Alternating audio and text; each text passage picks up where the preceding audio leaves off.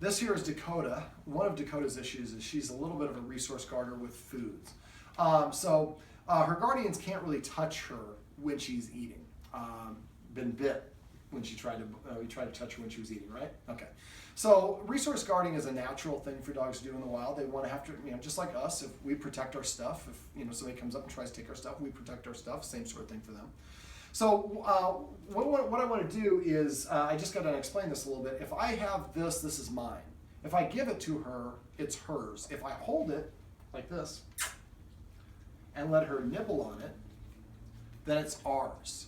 Now what I'm doing is I'm just squeezing it, so I'm making her bite little pieces of it off. Now what I would recommend that the guardian do for the food is, there's a great book called Mine with an exclamation point in the title, and that's what you could use. Come here, sweetheart. Let's do this with good camera presence so people at home can see what we're doing. So what I would do is I have, you get a freebie. So we have the food in our hand. We're going to start feeding her by hand. So I've got a handful of food. What I'm going to do is invite her to come over. I'm going to touch her right here and just touch and keep my hand there while she's eating each scoop of, and just do it scoop at a time, scoop at a time.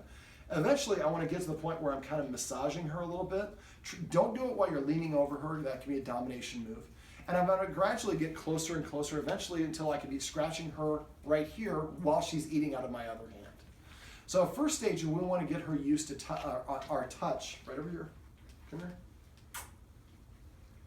Turn around. There we go. Now you can also do this like by using a treat like this and letting her chew on it while I'm touching her while she's chewing it, because I'm retaining ownership of the treat by keeping my hand on it. So you see, she doesn't have a problem with me touching her because she's getting a really high value treat.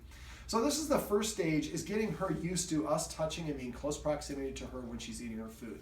The guardian did this a little bit, but she didn't incorporate the touch. And then as soon as she started feeding the dog out of the bowl, she could sit next to the bowl, but if she tried to touch the dog, that's when she would get bit. So we want to get the dog very comfortable and confident. Resource guarding is worrying about that you're going to take my stuff. Well, what we want to do is get her used to it. And I'm not taking the stuff, actually I'm providing the stuff, is the first stage.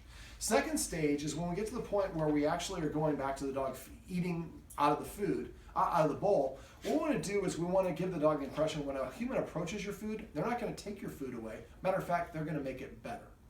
So in the book, and this is a very simplified explanation of the book or summary of the book, but basically while she's eating, we want to approach her from all sorts of different angles. Stop at about 10 feet, have a treat, and throw the treat towards her bowl.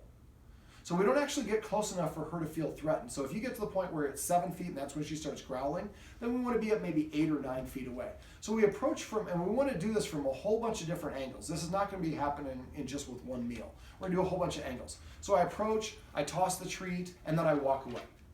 So now when a human approaches, they're not going to try to take my stuff, they're making my stuff better. So eventually we're going to be able to get closer and closer to the dog without getting any reaction from the dog. When we get to the point where we're within about 1.5 feet to maybe 2 to 3 feet away, what we want to do then is get a long spoon, pretty long spoon, and we get some canned food.